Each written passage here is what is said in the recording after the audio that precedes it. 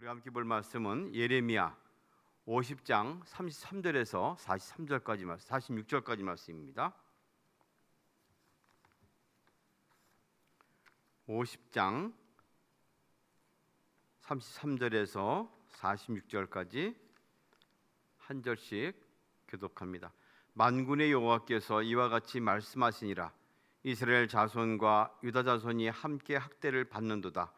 그들을 사로잡은 자는 다 그들을 붙들고 놓아주지 아니하리라. 그들의 구원자는 강하니 그의 이름은 만군의 여호와라. 반드시 그들 때문에 싸우시리니 그 땅에 평안함을 주고 바벨론 주민은 불안하게 하리라. 여호와의 말씀이니라. 칼이 갈대아인의 위에와 바벨론 주민의 위에와 그 고관들과 지혜로운 자의 위에 떨어지리라. 칼이 자랑하는 자의 위에 떨어지리니 그들이 어리석게 될 것이요 자기 칼 용사의 위에 떨어지리니 그들이 놀랄 것이며 칼이 그들의 말들과 병거들과 그들 중에 있는 여러 민족의 위에 떨어지리니 그들이 여인들같이 될 것이며 칼이 보물 위에 떨어지리니 그것이 약탈되리라. 가뭄이 물 위에 내려 그것을 말리리니 이는 그 땅이 조각한 신상의 땅이요 그들은 무서운 것을 보고 실성하였음이니라. 그러므로 사막의 들짐승이 승냥이와 함께 거기에 살겠고 타조도 그 가운데 살 것이요 영원히 주민이 없으며 대대에 살 자가 없으리라. 여호와의 말씀이니라. 하나님께서 소돔과 고모라와 그 이웃 성읍들을 뒤엎었듯이 거기에 사는 사람이 없게 하며 그 가운데 머물 사는 사람이 아무도 없게 하시리라. 보라, 한 민족이 북쪽에서 오고 큰 나라와 여러 왕이 충동을 받아 땅끝에서 일어나리니 그들은 활과 투창을 가진 자라. 잔인하여 불쌍히 여기지 아니하며 그들의 목소리는 바다가 설렘 같도다. 딸 바벨로마, 그들이 말을 타고 무사같이 각기 내 앞에서 대열을 갖추었도다. 바벨론의 왕이 그 소문을 듣고 손이 약해지며 고통에 사로잡혀 해산하는 여인처럼 진통하는도다. 보라, 사자가 유단의 깊은 숲에서 나타나듯이 그가 와서 견고한 처소를 칠 것이라. 내가 즉시 그들을 거기에서 쫓아내고 택한 자를 내가 그 자리에 세우리니 나 같은 자 누구며 출두하라고 나에게 명령할 자가 누구며 내 앞에 설 목자가 누구냐. 그런즉 바벨론에 대한 여호와의 계획과 갈대아 사람의 땅에 대하여 품은 여호와의 생각을 들으라. 양떼의 어린 것들을 그들이 반드시 끌어가고 그들의 초장을 황폐하게 하리니 바벨론이 약탈당하는 소리에 땅이 진동하며 그 부르짖음이 나라들 가운데에 들리리라 하시도다. 아멘. 그제는 광복 79주년을 기념하는 그런 날을 맞이해서 우리 모두가 광복의 기쁨과 또 소망을 안는 그런 행사를 하였습니다. 우리 민족의 해방은 유대인이 바벨론 포로에서 돌아온 것과 맥이 같습니다. 유사한 점이 있습니다. 우리 대한민국이 물론 임시정부를 비롯해서 끊임없이 항쟁하고 또 일제에 대항한 그 결과기도 하지만 큰 물결에서 보면 우리의 힘이 아니라 연합군의 강함에 의해서 일본이 항복하게 되었고 자연스레 식민지 되었던 우리 민족이 해방되었습니다. 그것처럼 바벨론의 오랜 압제하 70여 년간 꿀려 있었던 식민이 되었던 그 유대 땅이 유대 사람들이 그들이 페르시아 바사가 그들을 쳐서 멸망시키게 함으로 자연스럽게 해방이 된 것이죠. 자력에 의해서 된 것이 아니고 외부의 힘에 의해서 어떤 큰 능력에 의해서 어떤 흐름에 의해서 해방됐다는 점이 유사함을 갖습니다. 오늘 이어진 말씀은 그 바벨론이 어떻게 패망할 것인가, 그 오랫동안 유다 민족을 억누르고 있었지만 결국 패망하게 될 것인데 패망의 끝이 무엇인가 하는 그 내용을 담고 있는 것이 오늘의 또 어제 그제 이어진 말씀 중에 하나입니다. 이를 통해서 우리가 알 수 있는 것이 무엇일까요? 세상에 절대 강자는 없다라는 것을 우리가 알 수 있게 되죠. 실제로 올림픽이 얼마 전에 끝났습니다마는 올림픽에서 보면 참 강한 것을 반드시 가려내고 말죠. 활을 쏘아서 뭐 몇십 밀이라도 그 근접한 표적에 가까운 사람이 금메달을 따고, 그렇지 못하면 은메달을 따게 되죠. 뭐 사격을 해가지고 0점 몇 점이라도 더 딴 사람이, 1점이라도 더 딴 사람이 금메달을 하고 나머지는 은메달을 하게 되죠. 세상엔 강자를 가리려 합니다. 좀 더 힘세고 좀 더 가깝고 좀 더 성취한 자가 강한 자라고 말을 합니다. 그래서 그 못한 자의 차이가 있죠. 사실 따져보면 금, 은동 이렇게 메달을 뗀 사람들 그 뭐 기록이라든지 아니면 나타나는 거 보면 별 차이가 없습니다. 그럼에도 불구하고 세상은 그래서 구별해서 어느 것은 금이고 은이고 동이고 이렇게 나누는 것을 보게 됩니다. 좀 더 세고 좀 더 강한 나라, 좀 더 강한 것이 그렇지 못한 것을 약탈하고 침략하고 수탈하는 세상의 논리 가운데 우리가 처해 있습니다. 그러나 그런 것이 얼마 가겠는가 하는 것을 우리가 보여주는 것이죠. 이 바벨론에 의해서 압제당하고 바벨론이 또 전 세계를 그 고대 근동을 휘하고 휘두르고 할 때 얼마나 무서웠습니까? 바벨론에 움직이는 뭐 마차 소리, 굉음 소리, 이거에서 뭐 다 손을 들들 떨고 막 손을 놓았다 하는 것인데, 오늘은 똑같은 모습으로 이렇게 바벨론이 당한다는 것을 우리가 읽은 말씀을 통해서 알게 될 수 있죠. 이 말씀을 통해 볼 수 있는 것이 무엇일까요? 그러나 진짜 강자가 있다면 그것은 무엇이냐 하는 것을 우리에게 말씀하죠. 무엇이 진정한 강자일까요? 오늘 말씀 33절 보면 만군의 여호와께서 이와 같이 말씀하시니라. 이 만군의 여호와, 이 한자로 만군이라고 써 있는데 만만의 군사라는 것이죠. 또 어떤 좀 더 쉬운 것을 보면 영어 성경이라든지 해석을 보게 되면 모든 것에 능한 그런 뜻을 담고 있습니다.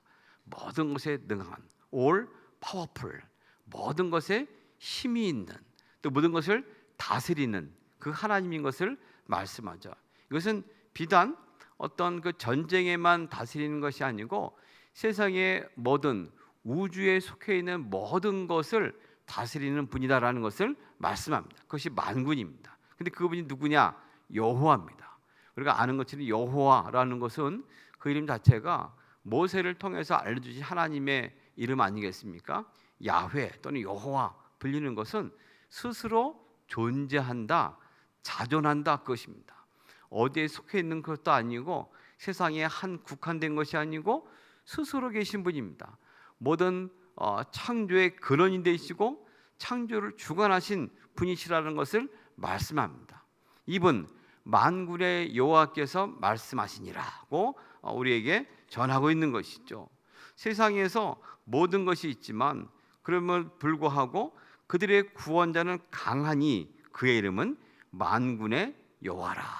다시 말하면 이것이 무엇이냐 하면 최종 승자가 누구냐 하는 것을 우리에게 보여줍니다. 바벨론이 그렇게 강해서 그 전에 있었던 아수르를 쳐부셨죠. 그러나 또다시 태어난 다시 발생한 바사 페르시아에 의해서 쫄딱 망하게 되는 것이죠. 보라, 한 민족이 북쪽에서 오고 큰 나라와 여러 왕의 충동을 받아 땅끝에서 일어나리니. 이 바벨론이 아무리 크고 위대하다 했더라도 바사가 일어나 가지고 친히 속절없이 무너질 수밖에 없는, 뭐 물리고 무는 또 죽고 죽이는 그 관계 가운데서 진정한 최종 승자는 누구냐 하는 것을 우리에게 묻습니다. 그러면서 만군의 여호와가 모든 것을 다스린다고 말씀하십니다. 그러므로 바벨론이 그들을 포로 잡아갔던 하나님의 관심인 그 백성들, 이스라엘 백성들은 결국 풀려나게 될 것이다 라는 것을 우리에게 보여주는 것이죠. 이들의 싸움은 결국 하나님의 싸움입니다. 이들의 나라 싸움이고 어떤 나라가 좀 더 강하고 패권을 잡느냐 하는 문제였지만 전국적으로 어떤 하나님, 어떤 신이 그들의 모든 것을 평정하고 다스리냐 하는 것에 결론을 이르게 한다는 것이죠. 결론을 이르게 하는데 분명하게 말씀하는 것은 이것은 만군의 여호와라고 바로 말씀합니다. 그러므로 바벨론이 망했을 때 그래서 이리 말합니다. 이는 그 땅이 조각한 신성의 땅이요, 신상의 땅이요. 그 땅이 조각한 신상의 땅. 바벨론이 섬기고 있었던 마르둑이라든지 벨이라든지 이런 모든 것의 땅이었지만 그들은 무서운 것을 보고 실성하였습니다. 마치 정신을 잃어버리고 놓친 것처럼, 미친 것처럼 그리밖에 될 수 없다라는 것을 보이는 것이죠.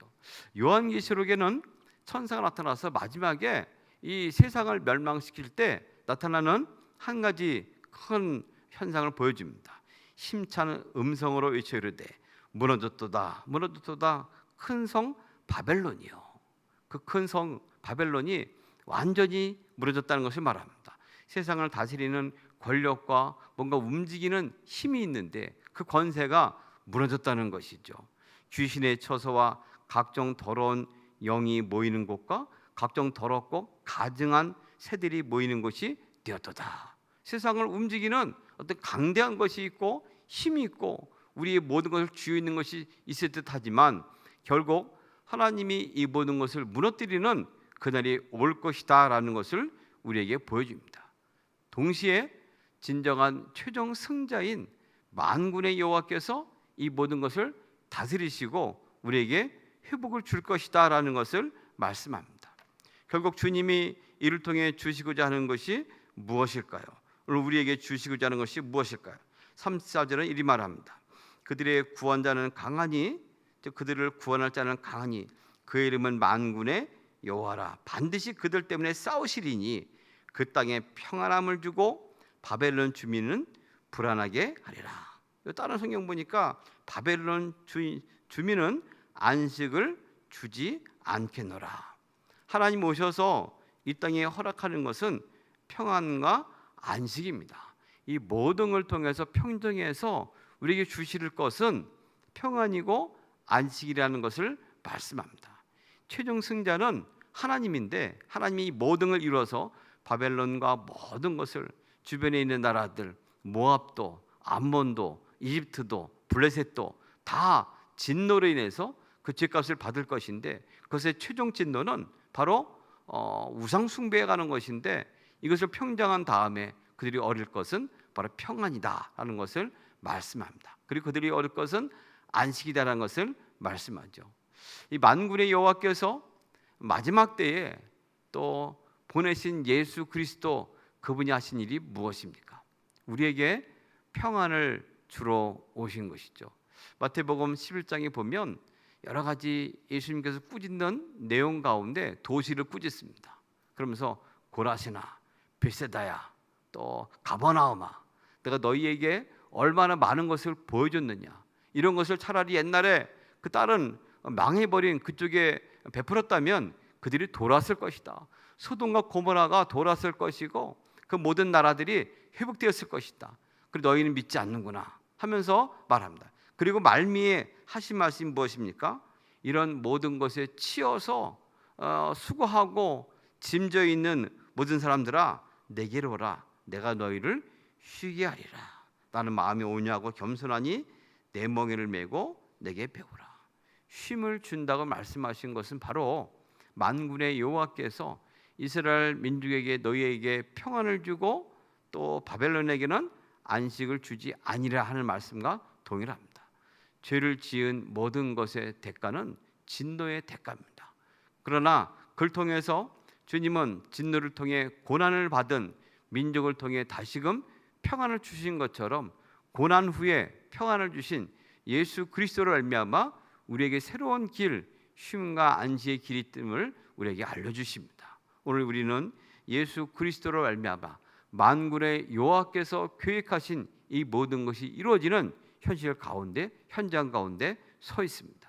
주님이 우리의 주님이십니다. 만군의 여호와십니다. 어떤 고난과 고통 가운데서도 주님을 따르면 주님 보내신 자 예수 그리스도 안에서 참된 평안과 기쁨이 있음을 우리는 믿습니다. 그 은혜가 그를 사모하는 자들에게, 그를 믿고 따르는 자들에게 함께하기를 소망합니다. 오늘도 복된 날 주님의 평안과 안식이 깃든 아름다운 날로 이어가기를 주님의 이름으로 소망합니다.